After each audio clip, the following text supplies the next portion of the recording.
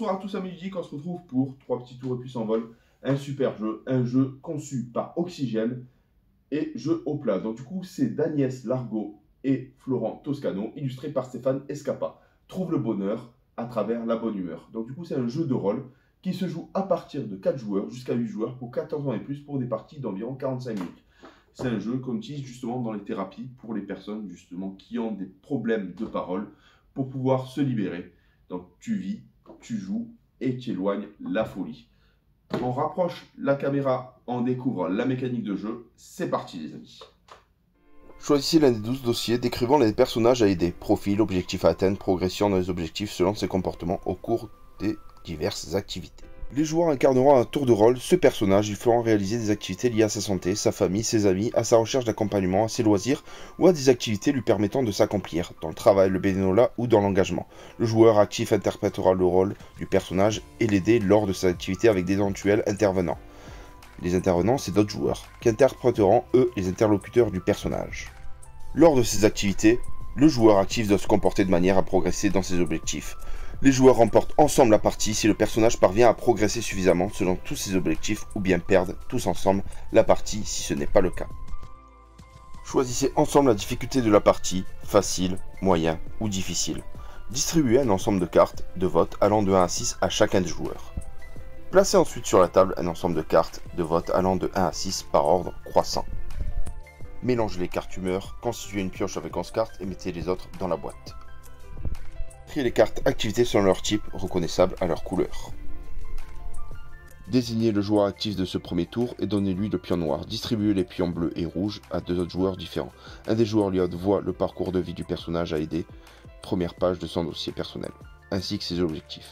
Le joueur en possession du pion noir est le joueur actif. Il tire au hasard l'une de ses cartes de vote et regarde discrètement le numéro sans le montrer aux autres joueurs. Ce numéro lui indique quelle humeur il va devoir interpréter. Il positionne la carte tirée devant lui face cachée. Cette carte sera révélée lors de la phase 3. Nous passons maintenant à la phase 2. Le joueur actif choisit l'une des cartes activité parmi les 10 cartes visibles. Il la retourne et lit le descriptif.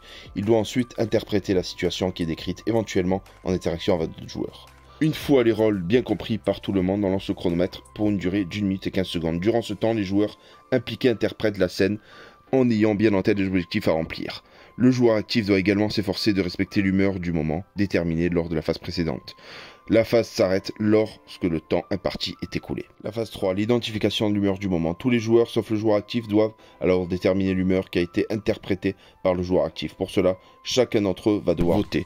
Lorsque tous les joueurs ont choisi un numéro, on retourne toutes les cartes de vote choisies et on les compare avec celles du joueur actif. Si une majorité se détache, alors l'identification de l'humeur a été correctement établie. L'étape 4, l'évolution des objectifs. Pour savoir comment faire évoluer les marqueurs d'objectifs du personnage, les joueurs consultent dans le dossier personnel du personnage à aider le paragraphe correspondant à la carte activité qui a été jouée lors de ce tour. Ils lisent point par point le descriptif de ce qui a pu se passer durant la scène jouée lors de la phase 2 et décident collectivement de la manière la plus objective possible si la situation décrite a été réalisée ou non par le joueur actif. Si c'est le cas, on fait évoluer un ou plusieurs marqueurs d'objectifs selon les indications fournies dans le livret de règles. Si aucune condition de fin de partie n'est remplie, on prépare le tour suivant. La carte humeur qui a été jouée lors de ce tour est défaussée et remplacée par la première carte de la pioche des cartes humeur. Le joueur actif passe son pion noir au joueur situé à sa gauche. Les joueurs ayant les pions bleus et rouges qui ont participé à la phase 2 de leur tour passent leur pion coloré au premier joueur situé à leur gauche. De même, si le joueur actif est en possession du pion coloré, il passe ce pion coloré au premier joueur situé à sa gauche qui n'a pas eu le pion.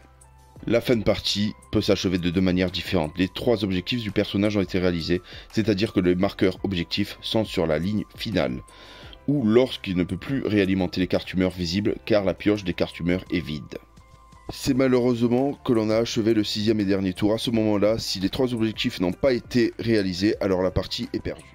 Donc voilà, vous aurez compris, 3 petits tours et puis s'envole. C'est un super jeu collaboratif de narration à partager au plus grand nombre.